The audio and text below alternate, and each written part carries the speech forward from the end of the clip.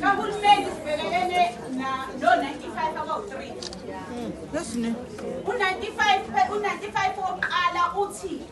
wonke umuntu okwi-catchment area yasemaqadini u-95% wabo kufanele bazazi ngesasi sabo bese wathi ungenile eklinikhi isihambo shefigazi gijimela lowa 95 wokuqala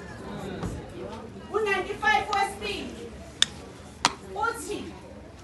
asiwaqale phela amaphilisi siwadle bese siyahlala sikhona kulohlelo lwaka-HIV sibala ukuthi abantu sibala ukuthi uma uhambe yakwenye indawo uyasuka uyohlala mhlawumbe emlazi ngokomsebenzi uthatha iletha yakho konzokwazi bese kuthi u-95 wesithathu sikhuluma ukuthi uyawadlala amaphilisi njengamanje ibasaphethe